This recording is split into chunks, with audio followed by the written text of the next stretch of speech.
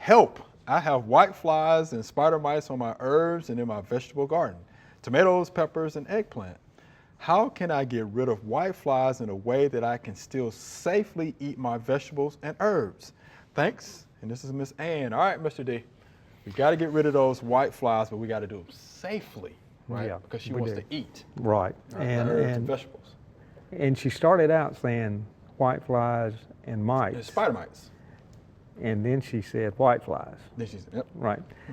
So they're two different critters. Okay. White flies are an insect.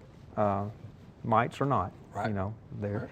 The first thing I look at is what will work, give you some help for both of them. And I would probably lean toward the horticultural oils and soaps. Horticultural oils and soaps they're listed for both the white flies and the mites.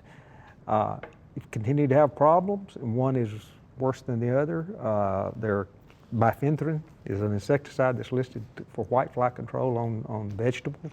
And then kelthane is a miticide that's listed for mites. So if one or the other continues to be a problem after you try the treatment that works for both of them, the horticultural oils and soaps, then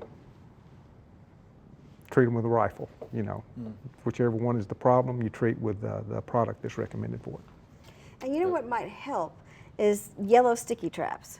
Because if it's white, if it's the flies, it'll get stuck on the sticky trap. Then she'll know that's what her problem she has. Right. If they don't, and she still has problems, and you need to look under the leaves, and that's probably where the mites are got. Yeah, you might need, yeah. That's mites probably aren't where. fly away. Right. No, no, they're not going to fly away. That's right. Yeah.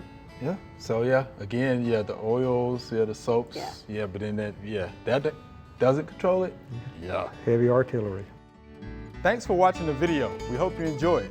To subscribe, click below.